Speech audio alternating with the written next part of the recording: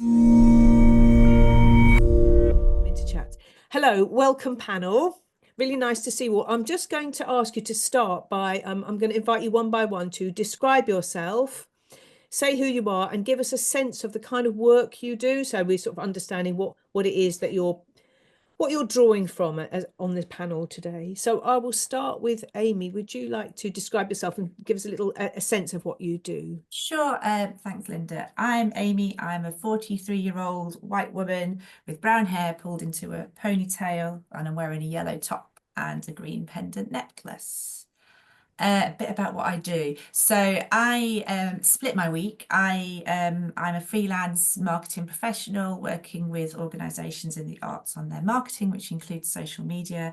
And I also work part-time for the Centre for Cultural Value at the University of Leeds, managing their communications, which also includes their social media.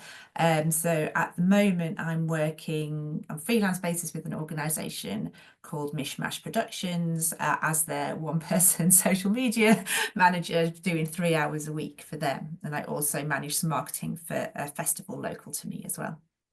Brilliant. Thanks, Amy. Thanks.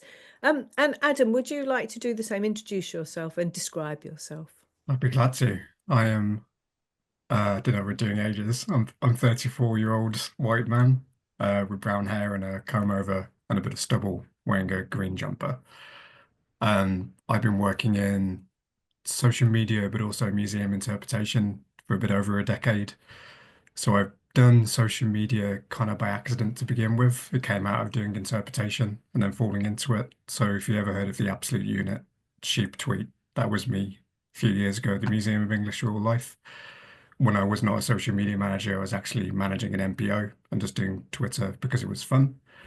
But then doing social media manager jobs at Royal Academy of Arts, Tesla, don't judge me, doing a bit of editorial content at Canon, head of digital at the Audience Agency, and now I'm a freelance consultant helping on digital audience development, content strategy, tone of voice, but also content production as well. So at the moment, I'm doing 3 days a week for the Young Vic in London. So stepping into theatre a bit more and doing that as a one person.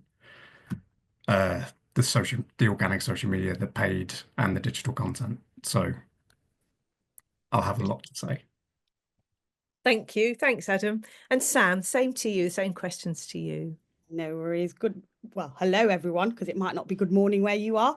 Yes, my name's Sam Thodhlana. I'm a Black female in my late 30s, even though I look much younger, I like to think. I've got brownish, like blondish hair, and I'm wearing a grey jumper with like a white and black shirt. Yeah, no, lovely to see so many of you on this call. I think it will be an interesting conversation. I fell into the whole kind of one person social media by chance, really. I've worked in various sectors in academia, creative arts, started my own business at one stage. And then I just felt the need, it's about 6 years ago, it is now, I think it's been a while, yeah, to set up things on my own and be a freelancer. And yeah, working in social media and marketing is something that I've always loved and I've been doing for 14 or so years.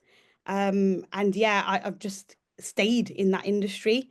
And again, like Adam says, yeah, I've got a lot to say about certain things. So I'm sure it'll be an interesting conversation. So yeah, I work for various organizations, and whether that's in the arts, cultural sector, tech and innovation, immersive, yeah, I've done a bit of everything over the years. Brilliant. Thank you.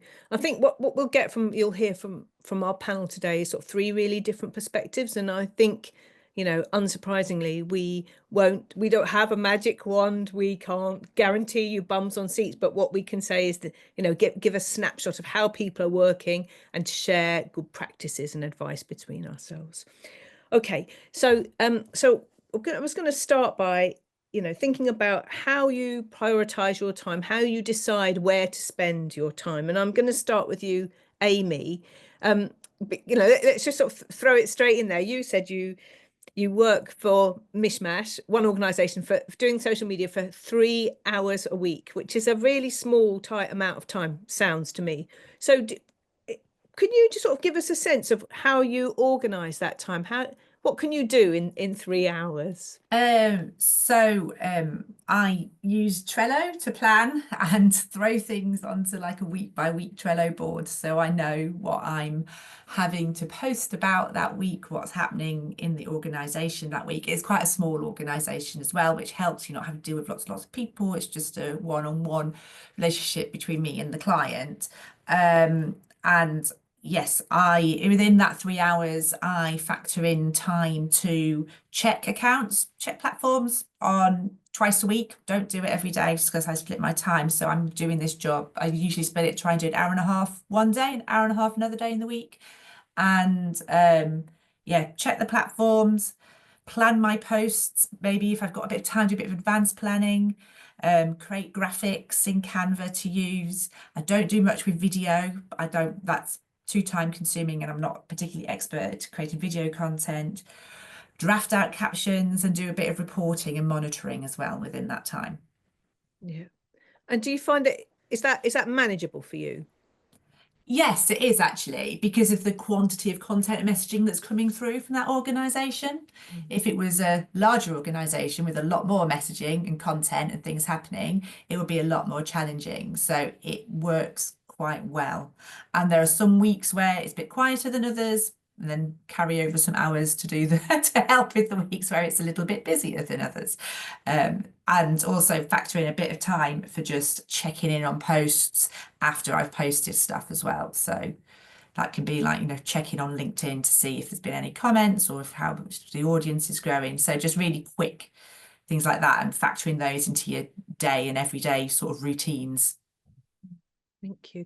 And just so you talked about Trello, so Trello being a sort of planning board, just because I think people have asked about sort of tools and scheduling we'll get to a bit later, but what's the benefit to you of using something like that? Because I'm almost dipping in and out of doing social media for this organisation, it helps me note things down that I need to remember. I have different buckets for every week, so I know what's happening every week, and then I can move things about as well visually. So if I don't get time to do the report this week, I can quickly dump it into next week's bucket or move things around a little bit. If I think, well, that week looks really, there's a lot happening, what can I move to another week? So it kind of helps me. I organise quite a lot of work, whether it's social media or otherwise, using Trello. So it's a tool that works for me, and I just use the free version of it. Okay, thank you. And I can see people sort of ping into chat other examples of things that they use as well. So that would be good. Thank you. And Adam, what about you? How do you, when you're thinking about sort of how you spending your time, how do you prioritize your efforts? What are your sort of thought processes around that? Well, I feel like my entire life has been a battle against my inner nature of trying to make myself more organized than I am. So I've used various tools I've put in the chat. I've used Airtable. Very often I'm trying to block out parts of the day if I know I need to do some monitoring, because if someone sends us a message and we don't reply to them and then they escalate it, that needs to be sorted. It's almost figuring out what has to be done and then how much room you've got to play around with. But what I've also found is, especially because I'm used to working in museums and galleries, but moving to theatres has been a culture shock, because at least in museums and galleries you have tons of pictures of stuff and history which is written down. You can just pick from that whenever you need it. You're like, oh, got nothing to post today, I'll just talk about Charles I, and go on Wikipedia and that'll do. I could say something interesting about that. In theatre it's different, because that content doesn't really exist. You've got to make it, you've got to find it. So what I've found quite useful is, rather than just flailing around assuming that everyone wants you to do everything and not quite knowing how to prioritize, it's finding some time with the right people just to get that down on paper, to say these are the things we want to talk about, whether that's behind the scenes stuff from the show, the events, whatever it might be, the education program, what percentage effort you want to put behind that, what that means in actual terms of content. So do we need to get someone to take photos, take video, write the posts? then be very realistic about how much of that you can actually do on a week by week, month by month basis. So it's at least planned out.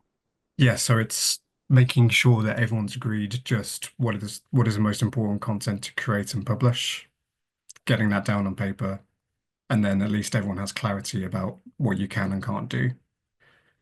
And if you're like me, I'm quite a naturally anxious person. It just helps to know that rather than freaking out that you think you should be doing everything, but you don't have the time, it's at least getting that collective agreement that no, we need to concentrate on these things. And it's worth taking that day or two out just to figure that out at the beginning rather than flailing around for the rest of the year. Because I've been there. Do you think, I'm sort of listening to that and thinking there's something about how much authority, or shall we call it power, you might have in an organization that you can go in and say, now, I need your time. You know, where does that, because I guess for, you know, that's different for everybody. And I'm thinking, does being a freelancer help you with that? Have you got any other tips and advice for because we got the question twice or three times before the webinar, how do you get people, and Amy and Sam are nodding as well, so I'll get them to join in, but how do you get people's time when they're as busy as you doing other things? Any sort of thoughts on that? It's interesting because I think I put in my notes that one way of doing it is by asking for that kind of collective agreement. The other part of it is just saying, I'm the expert. I know what's going to work. I'm going to say this is the plan and go ahead with it. I find it quite hard to do that sometimes because I don't like to piss other people off. I'd much rather get consensus rather than strike out on my own. I think it really depends on your organization. Some managers can just not be nice. But luckily, most places I've worked at, if you go to them and say, to do my job properly, I need these things in place, that's usually all it takes. People take the time out of their day to do tons of things. If you're just saying, I need this, we can book it in a month, just make it work. Usually people are very open to it because most people also want to know what social media achieves anyway. Pretty much everyone I've ever worked with doesn't understand what social media achieves. So if you're saying, sit down with me and we can figure it out, they're usually pretty open to that. Just so long as you're not working with, I don't know who to compare someone like that to without.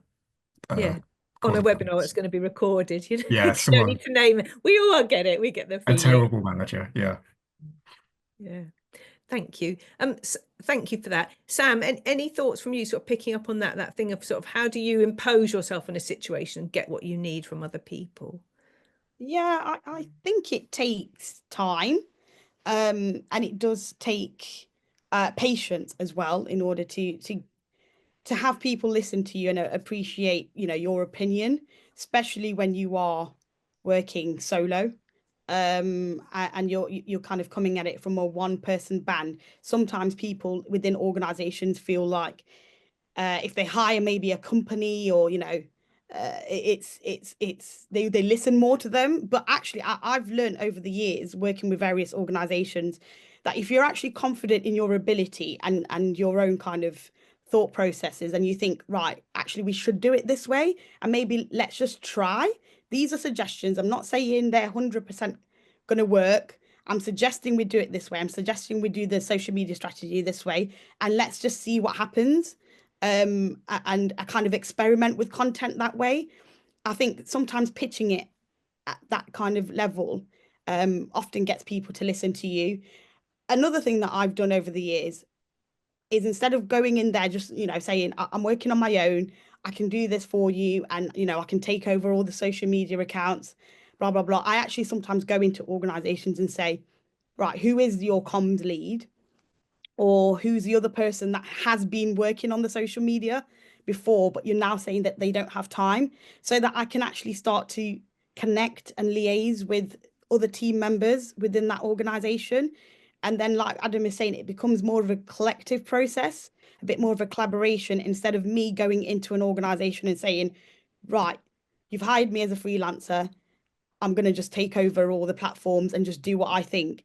It's more about going in there and saying, right, you've hired me for a specific reason because you've got a gap within your kind of social media marketing or digital marketing side of things. Therefore, you know, I'm allowed to have an opinion or whatever in how the strategy should work. However, I would like to work with you, if that makes sense. So I think look at it in that way. Yeah, thank you. And Amy, you were nodding as well. Is there anything that you know, sort of this thinking about how do you get other people on board, get what you need from them in order to be able to do your work? From my experience, to get people on board with social media, there's a bit of work to do in sort of demonstrating the impact that your work is having, and sort of blowing your own trumpet a little bit to say, you know, we did X, Y, Z, and we engaged this many people, or this post had so many impressions, and presenting that in quite a straightforward way. I think sometimes in the world of social media, we can be a bit bogged down in sort of the data and the stats and presenting it in graph form and tables and all this. But actually, if you just send an email bullet pointing, our most successful post this week was this, and it reached this many people, that can really sort of give people a bit more insight into what you're doing and what works for their organization. And it can trigger new ideas from other people within the organization about, oh, if that worked for those people, you know, you've got your small, you know, maybe the education person's on board, so we're doing lots of education content, but maybe somebody from producer can give some content if they're seeing the impact that's having on the education side of things. Thank you. Thank you. And I'm sort of jumping about a bit because we've got lots of questions and thoughts, but one of the things that you were speaking about was how often you post, and Adam was saying you haven't posted for a long while.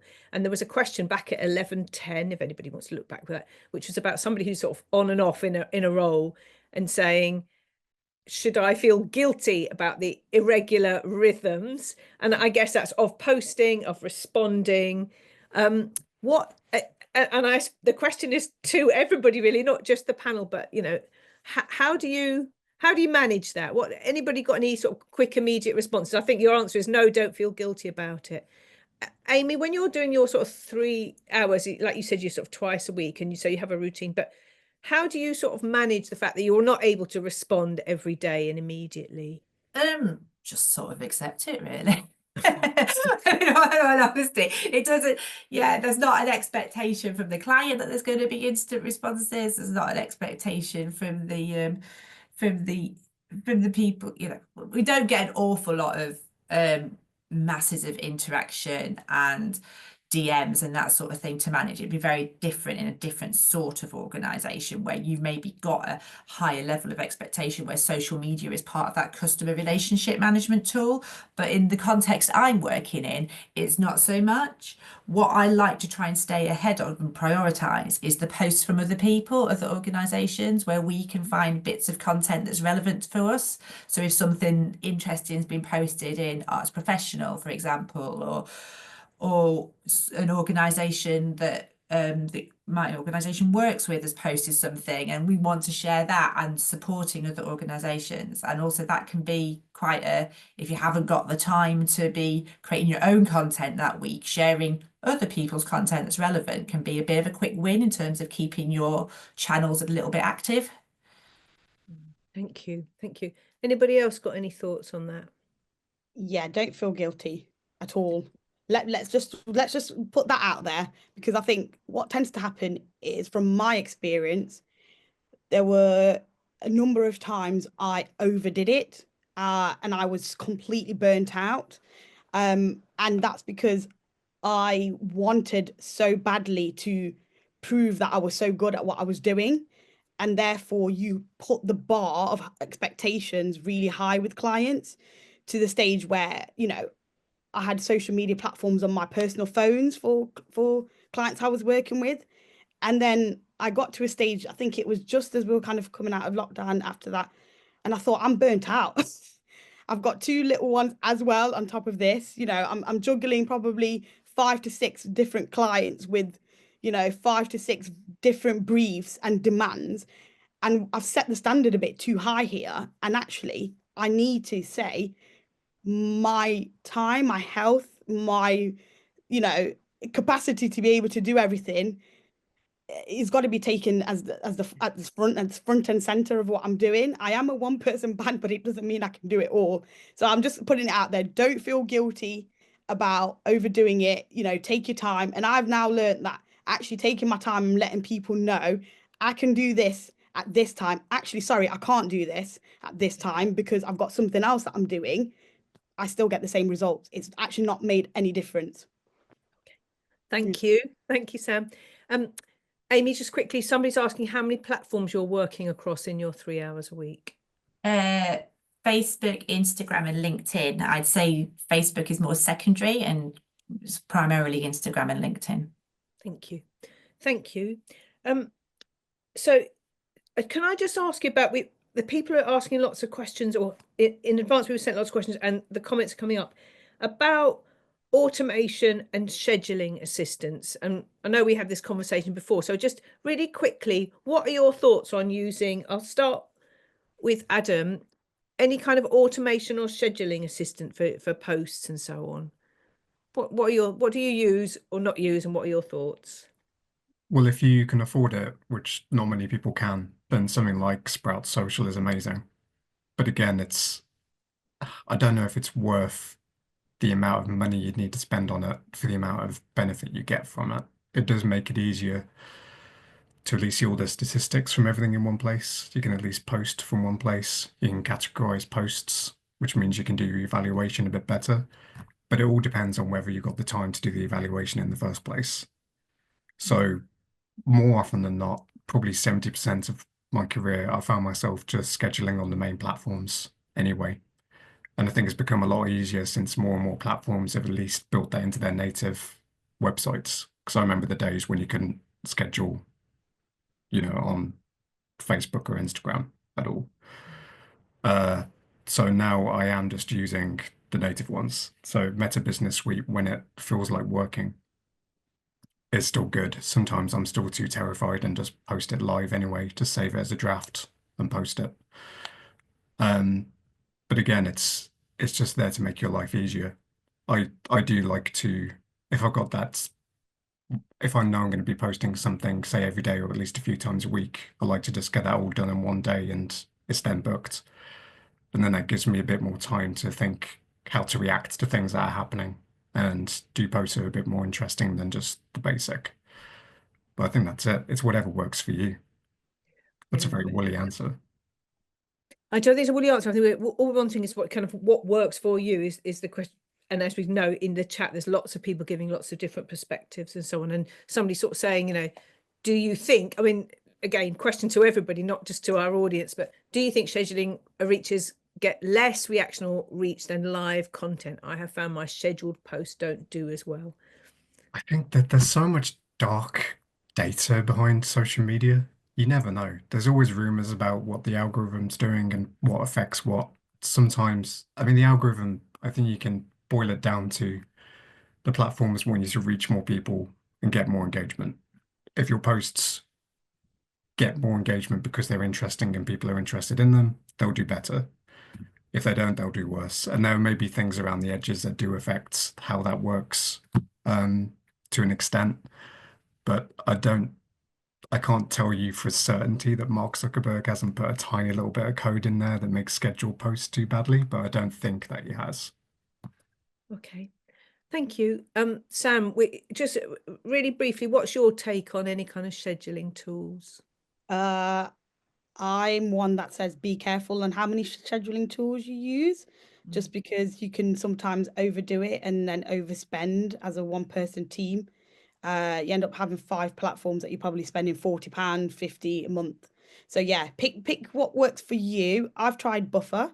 I've tried Lately. I've tried Hootsuite. I've probably tried nearly all of them, if I'm honest. I think scheduling posts works for campaigns, or if you're doing something specific around a particular kind of event, or maybe, you're trying to sell theatre tickets or you're trying to sell an event.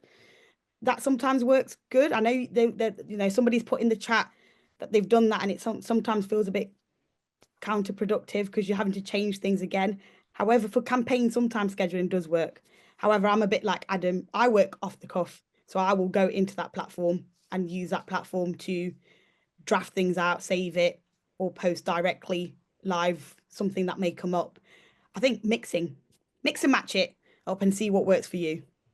And you're sort of echoing what you said earlier about let's try, saying to people, let's try. Give it a go. I always say try and see what works best for you. There's nothing wrong with trying. You can only experiment, and if it works, it works. If it doesn't, it doesn't. I don't think there is a difference between scheduled posts and those that are live. I think it just depends on what you're saying, what you're putting out there, and whether your audience engages with it or they don't. And sometimes you can think something is very engaging and actually it doesn't work. So yeah, I think it's about trying and seeing. Thank you. Thank you. Amy, is there anything else that you'd want to add to that? For me, using a scheduling tool helps keep things on my laptop rather than on my phone. So I can do Instagram posts, and they are getting better at Instagram. You can do Instagram stories and that sort of thing. I can do those via a laptop rather than having to faff about with my phone and get things right. But yeah, I'm not a great one for doing loads of scheduling in advance. I find it it's a really boring job to do. And actually I prefer doing things sort of as and when and getting things done and out there and not really faffing about with scheduling stuff. I only do it if I know I'm not going to be about and I need some posts to go out. And I do LinkedIn, you can schedule posts on LinkedIn pages just via the LinkedIn website. It's absolutely fine to do that. So yeah, it's a bit fiddly to figure out how to do it, but you can just give it a Google and there's some instructions. But yeah, totally recommend that. Yeah. Thank you. So we're sort of talking about, like making changes and doing things that are new, and just about how you find the time to experiment and try new things. So Amy, before when we were talking beforehand, you said that you like to make the time to sort of figure out conundrums, like, and the one you said was like, should we still be on X? And I'm just wondering, how do you make the time to sort of make a shift when you need to, or try something new? I think those kind of things come from when you've got that time away from your desk and you're thinking about something else, and then suddenly you get those moments of clarity about maybe something you're struggling with in terms of, should we be moving away from X, or should we be doing X, Y, Z, or maybe a new creative idea to test. So for me, it's about trying not to, figure stuff out and feel the pressure to figure it out there and then, that those answers come more organically and naturally. I think in terms of time and figuring out conundrums as well, it's also platforms tend to throw up a like a lovely little niggle every now and again that you then need to figure out on the spot. So I had LinkedIn not showing a thumbnail for a piece that I'd written on a website, which took me half an hour to figure out, what the heck was going on. So I think it's also factoring times that sometimes socials can take you, what might be a quick job might take a bit longer if it's deciding it's having an off day. Yeah. Okay. Thank you. And Adam, you talked about, again, I'm going back to the conversation that we'd had before. You were talking about when you're thinking about changing things, you sort of like to work from a kind of hypothesis-based place, or having a vision. Do you want to say something? And I know we're talking about you as the one person, but within an organization. Do you want to say something more about that and how you kind of establish change, really, or initiate it? Well, that comes back to what some people have been asking about evaluation in the comments as well. It's like, what's the point of tracking all this data? Because you end up almost like a stock market trader, where if the line doesn't go up, then it's basically the end of the world. But is there any actual point to the line just continuously going up for your organization? And that also ties into how other people perceive social media. They can see that you can send them a graph every month and say, aren't we doing well? But it doesn't actually necessarily have an impact on their lives. They can see that it's having some kind of ephemeral impact on social media, but what does it mean for the organization?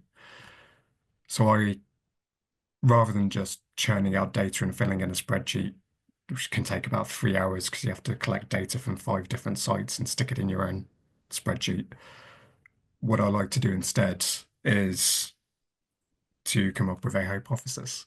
I feel like all the things that I'm talking about make it very clear that I'm a consultant now.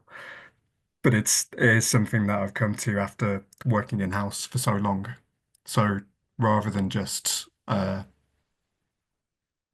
rather than just looking at the data and saying, didn't we do well or didn't we do badly? It's saying, what has this actually taught us? And what kind of assumptions do we think we can make on the audience or what our content is doing based on whether things have done well or done badly? Or is there something else happening in the world and we think we can create content in reaction to that for a certain audience next month and then just test and see if that happens? It's not saying you have to change your entire approach to everything. It can just be, say 3 years ago, you could have been saying TikTok is just exploding in popularity. We'd mainly be doing image-based stuff. Why don't we take one of our normal, say, story formats and just turn that into a quick video and see if it works next month? And we'll aim it at, say, university students or something. Because back when I worked at the Museum of English Rural Life, that's how the absolute unit sheep meme came about in the first place. It's because the museum was saying, we want to attract a younger demographic. We're a museum about farming. How do we join this weird Venn diagram of young people and a farming museum? And he was looking at the internet and seeing that people like memes. So we thought we'd just have a go next month and then see how it worked, discuss it, and then build another hypothesis from that. And luckily that just kicked off. But that's the end of a long train of just trying new little things based on what we know of the audience, what we know of what we're good at, and what we know of what's working on the internet. That's going. So if anyone is getting lulled to sleep by my very gravelly voice at the moment, it's just because I'm coming out at the end of COVID. I'm not just knocked out. Thank you. It was a very thoughtful answer. Thank you for that. Sorry about your voice, but are you doing all right? You still? Oh yeah, I'm fine. Good. We'll have a break. Inside, I'm beaming. It's just my physical state. We'll take a 5-minute break in about 10 minutes. I'm just going to kind of pick. I'm absolutely fine. Okay, good. Pick up with Sam on the question. You know, you've talked about sort of networks, and you've talked about having lots of different clients and jobs, and picking up and thinking about, you know, that being a way where you pick up new approaches to things. You try something in one place. Is there anything else you want to say about how you experiment and how you manage change? Yeah, I mean, it can be a bit of a complicated one when it comes to managing change and all the different things that are going on. Sorry, I'm also getting really engrossed in all the blue sky I know. profiles that are going on in the chat. I can see everybody sharing their blue sky profiles, which is really interesting. Yeah, I mean, I've had to learn over the years that sometimes it's a good way to actually work with other people or try and collaborate in various ways to get the jobs done. So I don't tend to do much video stuff, like a bit like Amy. However, I can tell you the strategy as a person, but when it comes to things like that, I try and get other people involved to obviously support with certain parts, moving parts like that. So I always think sometimes it's good to off-share or collaborate with other content creators or people that work within your organizations who can do other parts that maybe you can't as a one person social media person, to get the job done. Basically, I think you have to, otherwise you'll be trying to do everything on your own, and again it goes back to my kind of being burnt out and trying to kind of hop onto every new thing that's going on. Another thing that I try and do as well is, if it's a particular maybe topic or conversation that I'm kind of talking about for a client, I try and be part of those networks and I try and be part of those groups. So I think it's always really important to understand your audience or understand the sector that you work for. So by being part of those communities and being part of those networks, actually being active and speaking in particular kind of, I'm part of particular kind of Facebook groups maybe that are, that are talking about a specific point, or, on Blue Sky, maybe I'm part of a community that are advocating for something. I think sometimes it's important to understand what's happening on the ground in that sense as well. and not to just react of things what you don't know about much, if you get where I'm coming from. I think it's good to understand as well what's happening, but be part of the networks as well. Thank you. Thank you very much. I'm just checking whether there's, I can see lots of people answering all of the questions that are going on, but just as a general, there's all the sort of the blue sky conversation. Just if anybody has experience of how, if they shifted platforms in doing so, what was really helpful. Any thoughts on that from the audience to the audience would be really good, because I think it looks like quite a key question at the moment. Anything else any of you three panelists really want to pick up on at the moment, because we've got just a couple of minutes and then we'll have a break. Is listening to each other, is there anything that's making you think, oh, I need to say whatever? I think I've just got one point about just going from platform to platform.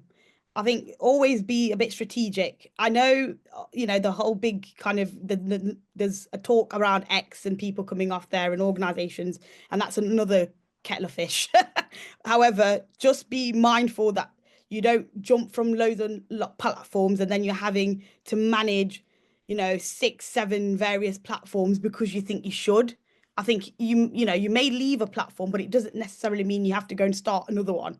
Does that make sense? I think you need to you need to get the best out of the platforms that work for your organization or work for that client that you're with.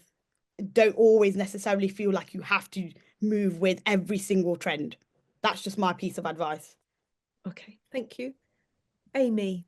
There might not be a direct, if you're coming off Twitter, do you need to find a replacement if you're already doing quite well on Instagram, for example? If you come off Twitter and you've got more resource to put into the things that are really working for you. So I don't think we need to worry too much about finding like for like. I've found LinkedIn has been great for reaching the B2B audience that was perhaps remaining on Twitter to in the past few years. And that is easier to manage because I can write as much as I like and create nice it's a simpler platform, and there's quite a lot of people on there already because it's got a legacy behind it. Okay, thank you very much. Thank you. So we'll carry on with our conversation, and really, I mean, I sort of titled this section, how do you decide what content to produce and where to put it? And it sort of started when we were all speaking before the webinar. I asked you, how do you get a really good understanding of your audiences and how do you target them? And your answers were really interesting. I sort of felt like I'd asked the wrong question. So, because I was sort of making an assumption about, you'd all be about understanding your audiences. But I think the better question is, where's your starting point when you're creating content? And I was going to start by asking Sam about, thinking about different kinds of content for different people, because, in your work, you're sometimes focusing on industry, I understand, or people in the industry, and sometimes you're much more of a sort of public facing. For example, if you're doing an event and you're trying to encourage people to come to it, do you approach different audiences thinking about creating content? Do you approach different audiences differently, and if so, how? Yes, I do sometimes, because you have to. It depends what message you're trying to get out there. And then there are times where the lines are a little bit blurred, because those who are industry are also the audience that you're also trying to engage. Does that make sense? So sometimes those lines can be a little bit blurry. However, yes, you do have to sometimes think, okay, if I'm trying to, so for example, I work with one particular client, and they have a need to attract industry and investment in kind of like the film and TV and creative sector. So that's one of their kind of main missions, is to get industry involved.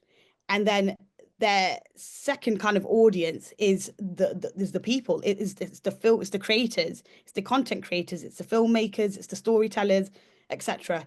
So when you are saying something to industry, it is going to be slightly different message to those content creators, because with the content creators, you want them to get on board with something, or maybe they need to apply for funding, or so the messaging is different. Whereas with industry, it might be that the message I put out there is more around engaging with the content creators, or ways of looking at collaboration and partnership working. So yes, it depends, I think, what you're trying to say and who you're trying to say it to. And I think sometimes we can also get a little bit bogged down, I guess, when it comes to audiences and trying to be quite specific and say, right, I'm doing this for a different audience and I'm doing this for this audience. And sometimes as freelancers, we do tend to get a little bit bogged down with that. And sometimes it's about, actually, let me put that out, slightly maybe tweak it for that particular audience. It doesn't actually have to be a major tweak. And then see who it engages. And like I said, sometimes because the lines are blurry, you can find that a piece of content that you thought would work better for one audience is actually worked better for the other. Does that make sense? So again, it's like Facebook. There were times where people would tend to think, oh, on Facebook, it's this particular type of audience and it's this particular, but actually the same, people that are on LinkedIn B2B might have a Facebook account, it might be on Instagram as well. It might be on Blue Sky, might be on X, might be on. So it's like everybody's on every single platform. So yeah, it's again, it goes back to my see what works, and don't necessarily get bogged down in being specific about the audiences if there's not necessarily a specific message or point that you're trying to get across. Thank you. And Adam, what's your process for you? You've talked a little bit about kind of evaluation, understanding why you're doing things. Anything else that you want to add about sort of how you decide what content to create and where to put it, how to push it out there? I tend to always think of this Venn diagram of what we're trying to do, what audiences want and actually interested in, and then what works on the internet. And I think it's quite easy to say and then quite difficult to do in practice. But you don't want to be overly in one of those corners, because if you're just doing what you want, then it might not hit any of the relevant points that the audiences are interested in. And if it's not in a format that works on the platform you're posting on, then people won't care. Like if you're posting a landscape image on Instagram, the messaging might be perfect, but they'll be like, these people have no idea what they're doing. Or if you're trying to catch a 14-year-old with a low attention span, then you can't be doing a 5,000-word essay, even if it's full of the latest jargon, because they won't read it. It needs to be a video. So I think there are definitely, you do have to consider those points when making your content. But I hope there's no one from the audience agency on this call, because audience segmentation does do my head in, because I find it really difficult to adapt it to social media. Because, like Sam was saying, everyone is basically everywhere. I'm on every single social media platform, and I'm basically the same person on each of those platforms, but I am using them for slightly different reasons. So what I find quite useful is to think, what are people's interests and motivations when it comes to what we're trying to say and why they're using that channel in the first place? So you could be posting something quite niche, and is your intention to reach a wider audience, or is it for a very niche audience? And then that means it gives you leeway to either go very deep into that niche, not care about the wider audience, or you can make it quite broad and broader appeal. And that might be by appealing to more human emotions or more universal things that people are interested in.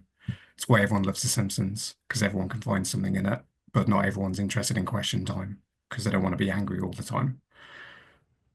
I'm going off on a tangent here that I don't think I've got a good conclusion for.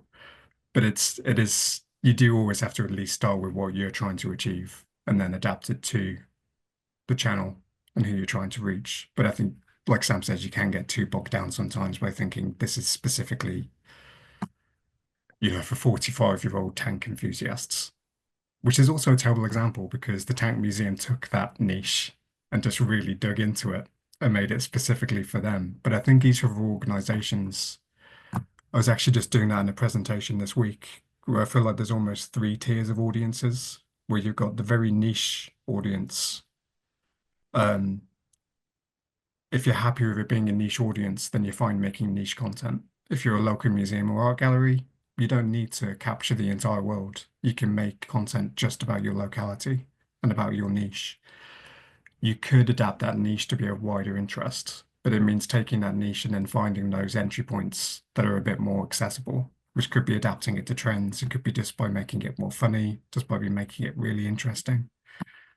And then it's the whole wide world. And that's when you're looking at places like Coca-Cola and, Wendy's, who just try and be purely entertaining just to get people to like them and follow them.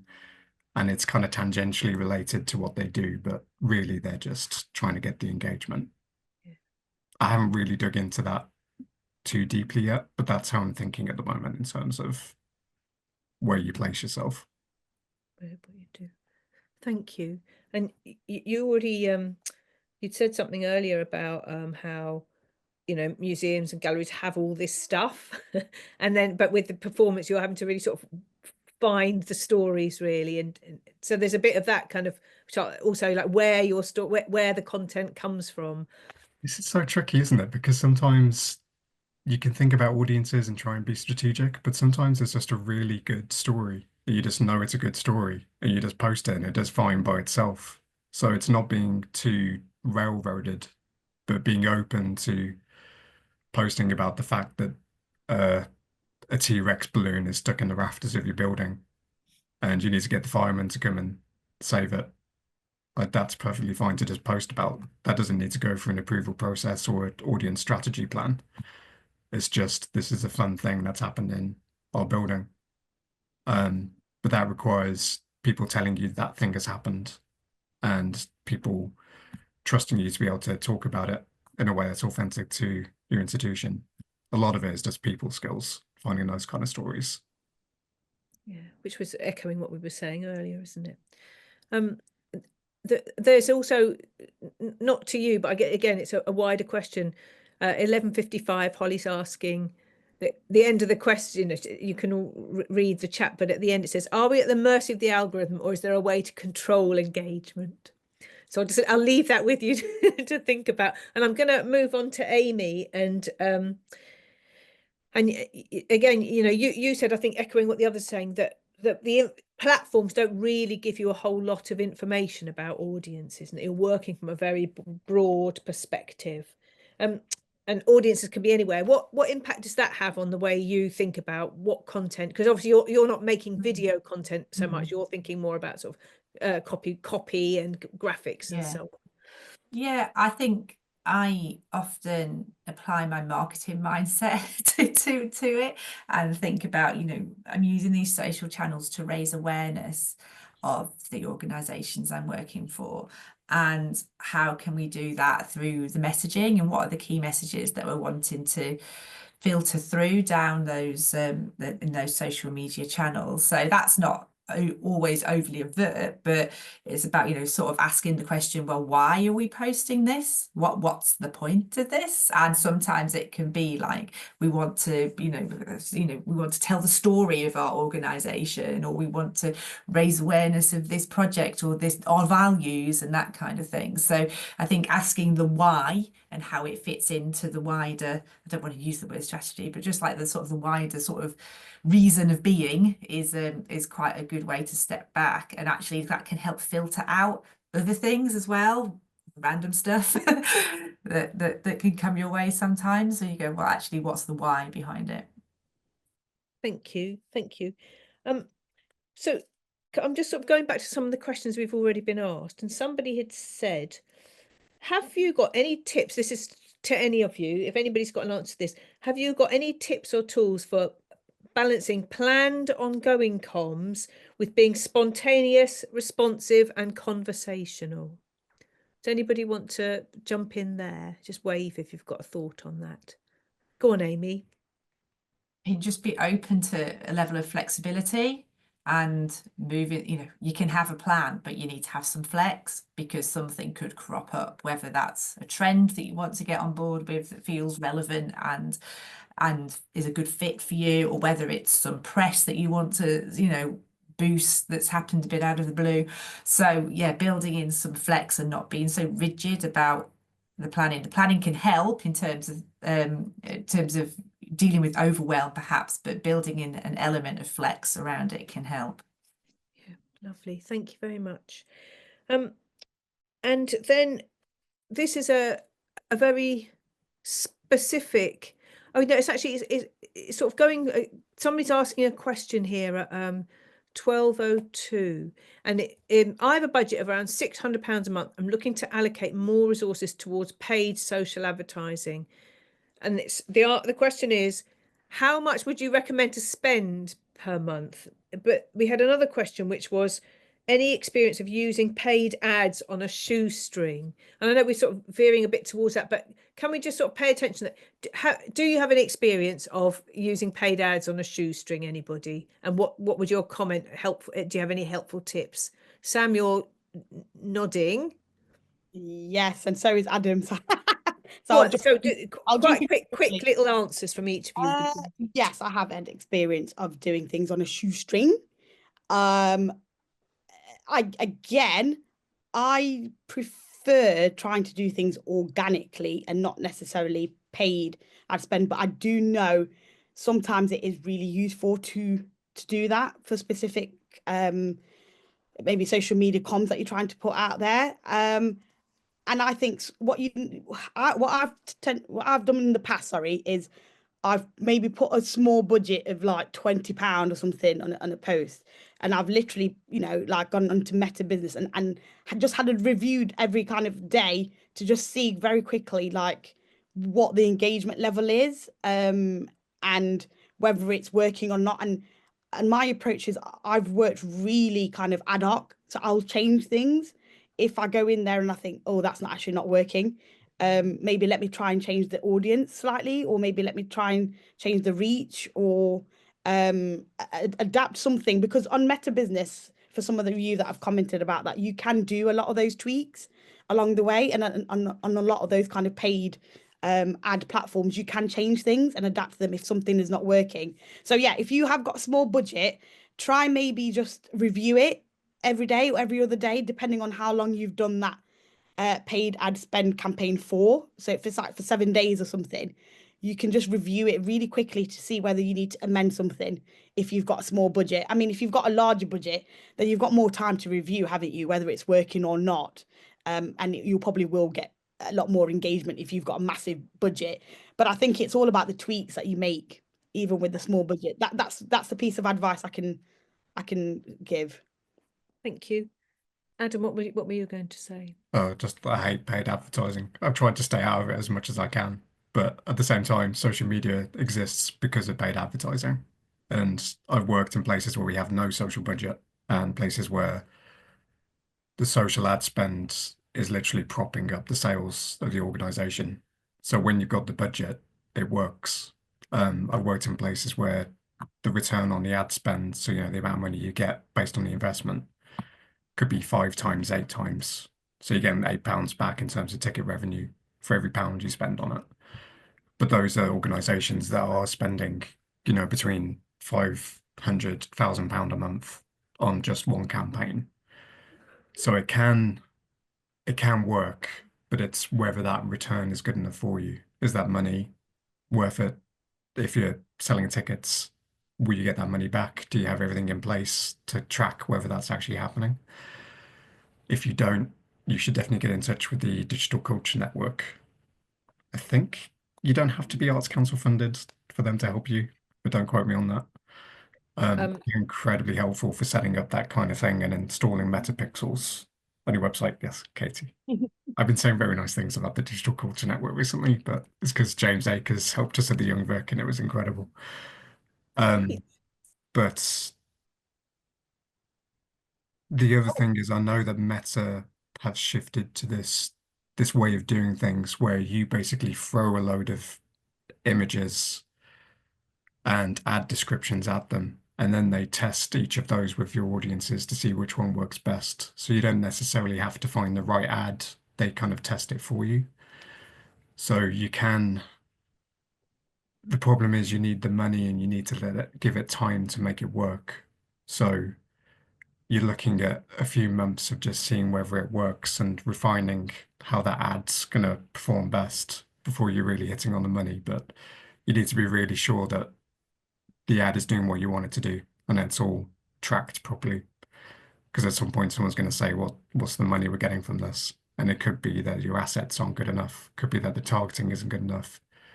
It's why so many large organizations outsource this to agencies rather than doing it in-house, because it is an art. And if you've ever been in Meta ads section, it's a labyrinth. It It's not. looks simple on the surface, and then the more you dig into it, the more insane it is. But that's not to intimidate you. I think step by step you can get a grip on it.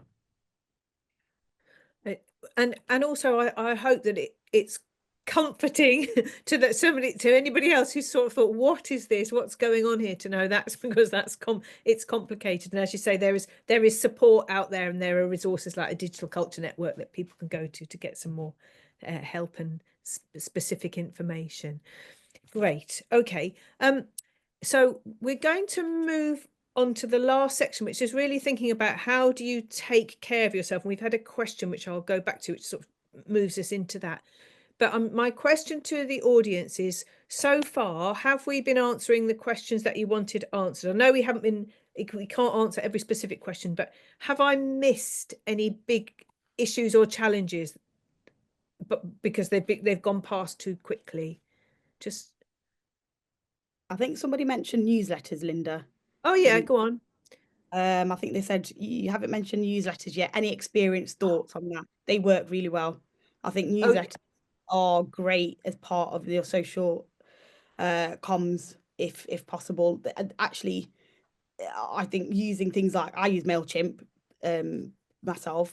Some people use HubSpot, don't they? Some people use, various platforms. But I found having some sort of kind of newsletter as part of your comm strategy is really helpful in terms of that. I think there's more people that are now clicking into newsletters than ever before, because they just find it a really effective way. Okay, and thank you for picking that up, Sam. Adam and then Amy, anything else on newsletters or other forms of communication with audiences? Well, WhatsApp, somebody's saying WhatsApp, for example. Go on. Newsletters, I think, is definitely a good one to focus on, especially because social media platforms are now just trying to keep everyone on the platform. So the only real way of keeping people the only way you can actually own that audience, not in a creepy way, but you have an actually direct relationship that isn't mediated through some American company, is by having that newsletter. I used to write the audience agency one, and if you're a one-person band, then that probably took me 2 hours a month to write. But that meant having the template ready. We use Digital, I think. But as long as you have the content there to adapt into the newsletter, you're looking at about 2 hours a month to get that all out and ready. And there's then loads of tweaks about how you make sure people actually read it and click into it and all the rest. But that's the kind of effort you're putting into it. That's all I had to say for newsletters. They're just great. Thank you. Amy, any other thoughts on other newsletters and or alternative forms of comms than social? I love newsletters and email marketing. And I think if I was going to say if somebody was saying I don't have a lot of time to spend on social media, I would say put your efforts into newsletters. Because you've got an engaged audience who have opted in to read and be informed about what you're doing in your content. There's different sorts of newsletters. You can investigate different styles of writing. Yeah, I think there's a lot there. And it's also, we've already experienced one social media platform go down the toilet. It's nothing to say that, you could lose access to platforms, or we might want to be leaving Facebook and Instagram in the coming years. So email list is a security blanket for reaching audiences rather than relying on third-party platforms to do that. Thank you very much. So there's other questions, but quite specific things about segmenting, finding the time to do your job. How do you do this when, I suppose what we haven't really covered is, if somebody was responsible for social media, but there's a bigger job, how do you work out how much time you really need? Amy, I'm going to throw that to you really, because you're, you know, going back to your sort of how much you could do in 3 hours a week. Well, it's kind of like how long's a piece of string, really, when it comes to social media. You could be posting something every 2 hours, or you could post something every 2 weeks if you want to. And I think there's just an element of setting some realistic expectations, really, about what you can achieve and how much time you realistically want to put into it as well. So, you know, 3 hours gets a fair bit done across a week. And from my experience, for the sort of organisation I'm working for, if you've got an organisation that's churning out a whole lot of content, then you're going to need to be on socials a lot more. So I think it's about setting those boundaries, really, about what you can achieve in the time that you've got available. Thank you. So for the last section, we were just sort of talking about, you know, how do you look after yourself in all of this? And sort of going back to there was a question at sort of 7 minutes past 12 saying, you know, I work in a small organisation. I'm the only person looking after all the sub-brands, social media channels. How do you manage your workload, prioritising what to post? We've talked a bit about that, but how do you manage your own sort of stress levels? Just any thoughts about it? Because, you know, as you say, you could spend an awful lot of time on this. What do you have any sort of top tips for keeping yourself sort of feeling like you're afloat, you're keeping afloat? Adam, go on. You have I see a big sigh from you. Oh, you're just saying, yeah. I mean, I've burned out doing this as a job, and that's when it stopped being enjoyable, basically. And I think that where that line is different for everyone, but it's knowing when it's just becoming a chore and it's keeping you up, and having someone to talk to both professionally but also personally about that, which relies so much on the organization you work for. But I find it really helpful to also I've got a friend who also works in the sector and does digital content and social media. And I found just having a coffee with him every week because I mean, I work pretty much exclusively from home now as well. And I think that really doesn't help, because before I used to be sat in an office and I could turn around and say, is this a stupid thing to post about? Or this person said this thing on Facebook. Should I take this to heart and think about it all evening, or can I just forget about it? So I'm not saying everyone should be mandated to go back to the office, but I think you need that discussion space, whether that's with a friend or with a colleague. And it can be difficult to kind of make that step and say, I need that, but it's worth doing that. That's pretty much the only thing I've found that has helped, apart from trial and error of finding out where my own boundaries are. Thank you. But I mean, no one's going to set those boundaries for you. You pretty much have to set them for yourself. And notice what's going on. Yeah. Sort of thinking, what's changing for me? How am I managing this? And Sam, what about you? Is there anything? Do you feel stress? And if so, how do you manage it? Yeah, I think I touched upon it earlier, didn't I? And mentioned that you've got to look after yourself. I think, and a lot of us probably work on our own, in our own spaces, at home. You sat down for a number of hours a day, and you then forget about you know, the self-care, looking after yourself. And one thing another colleague said to me, who's also a freelancer, was make sure you're spending time walking around and actually taking half an hour out every day to have a walk. Just come off your screen. Yeah, like I said, for a long time, I felt the need to work much harder than everybody else, because I thought the expectation was I needed to do more in order to get more clients, in order to have more work. And sometimes, yeah, that can take over the actual passion and love that you have for what you do, because you are trying to manage having the work. And let's be honest, a lot of us, if you're a one-person band, you're a freelancer, you are going from one client to another, or you're working with various organizations, and sometimes you say yes to everything and actually forget that you can say no.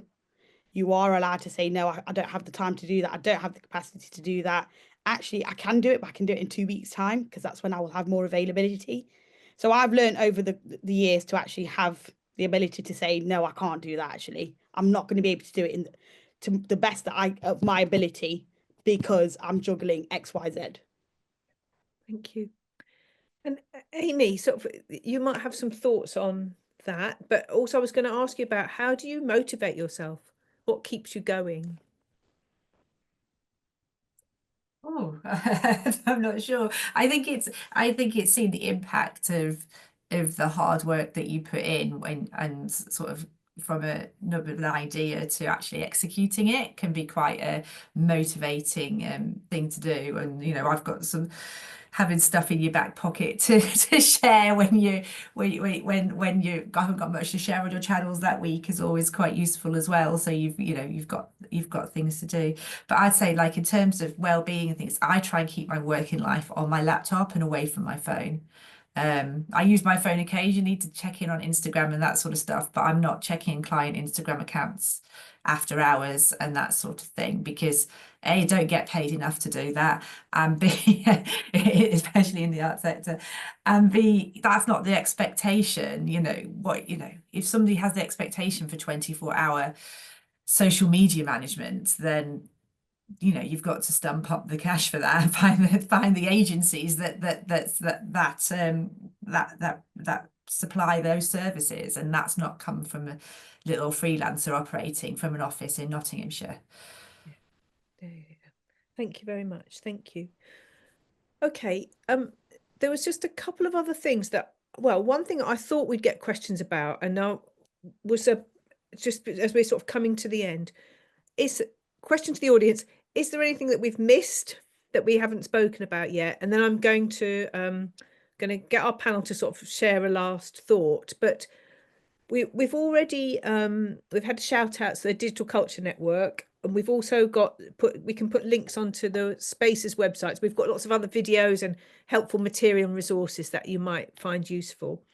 The one thing that we haven't spoken about yet, which came up in questions beforehand, was about using AI in your roles. And when we spoke about it when we were on the call, we didn't really cover it in any detail, and it hasn't come up again here, but I talked to my colleagues about it, and what we were going to say was that we know there are various training courses, and people like arts marketing organisations are doing a lot of work around this. So rather than getting into that, if it was a thing that people thought they might hear something about, I think we'll put a link into chat to sort of other resources that are available to thinking about how you can, because there are lots of courses and opportunities to learn how you might use AI in this role, unless anybody's got anything to say on using AI.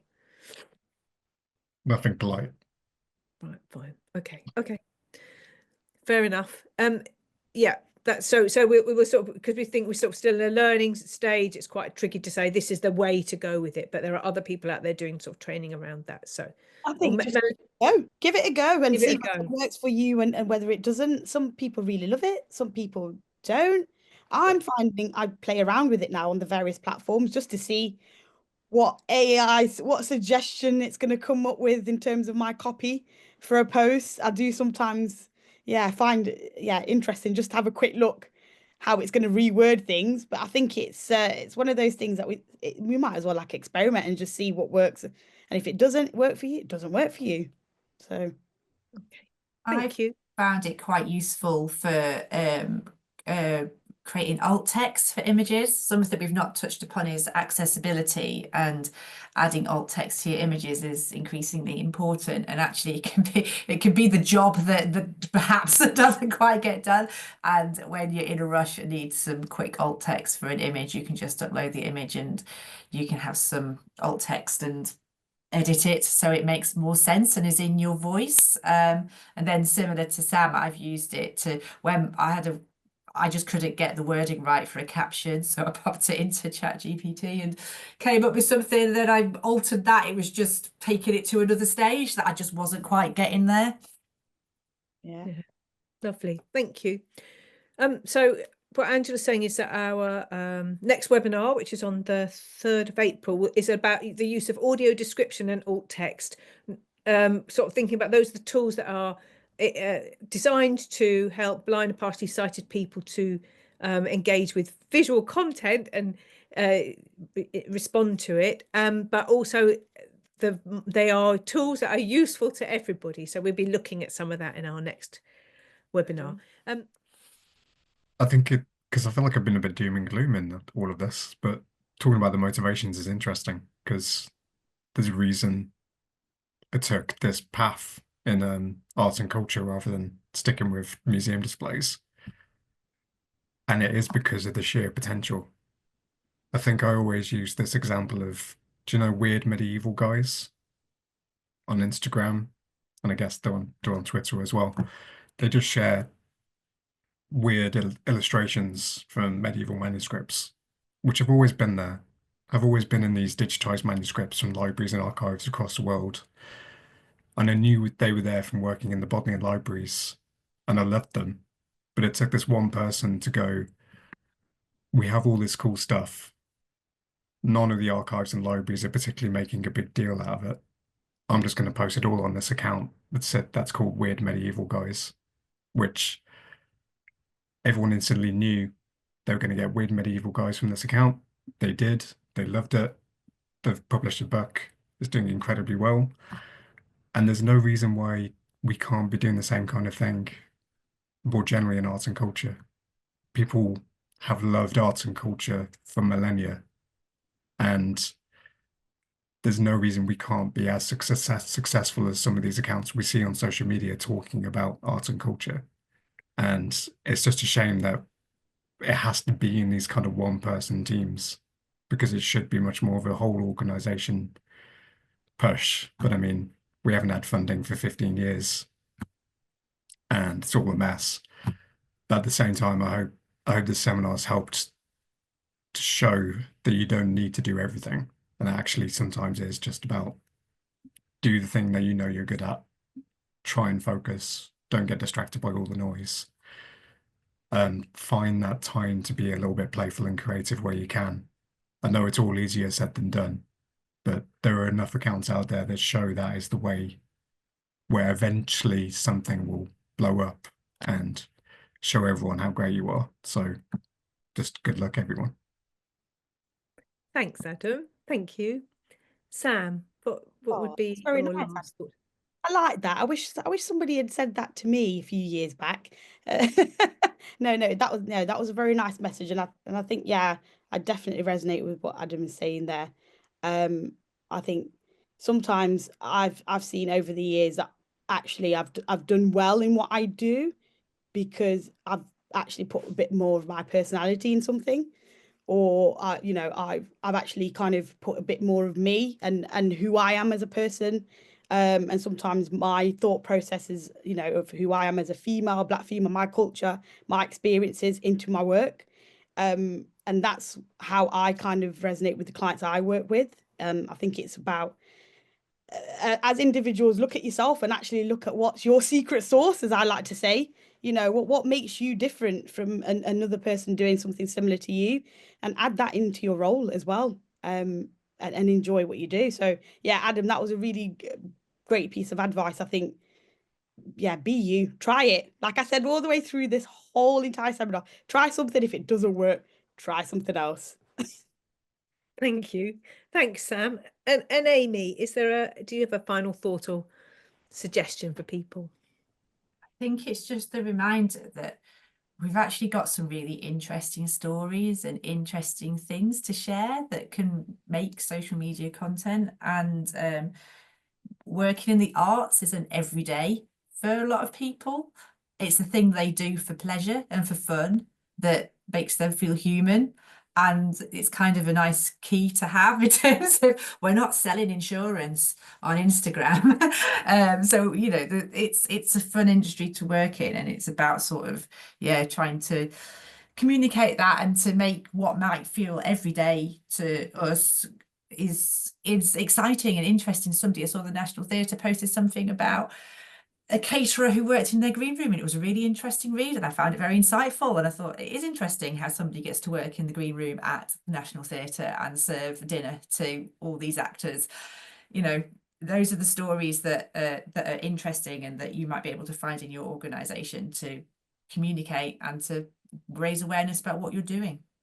Smashing. Thank you. Just one last thought that, again, when we were speaking beforehand, you said something and everybody else went, oh, yes, oh, yes. And it was about having those really good stories and really good pieces of advice. And you were talking about sharing your content with others and putting toolkits together. So just like a final little bit of advice to people, because everybody was saying, yeah, great. So one thing I found really works in terms of amplifying, which we've not really talked about, so amplifying what you're putting out there, because sometimes it can feel like you're putting stuff out into the ether and kind of crossing your fingers that people are going to pick it up and share it, is using your connections and your networks to ask directly for a share. You know, dropping an email with some copy that's ready to go, some images that are sized for the platform, and just and a cheeky request to ask. And yeah, if you do that, or a link to your post so they can easily share it. So make things as easy as possible for people to share, and actually reaching out to people directly can really help with that in terms of amplification. Thank you. It's not And cheeky, clever. It's a clever way of working. If you haven't got time to schedule, create a toolkit and get other people to share. That can Yeah. sometimes be very helpful. And And share everybody- other people's stuff, so then when it comes to your turn to ask, you've got some goodwill. So we're back round to sort of working together, being really supportive. Mm. Sharing lovely stories. Right. Thank you very much. Thank you all. Thank you, audience, for all your fantastic questions and engagement. It's been great.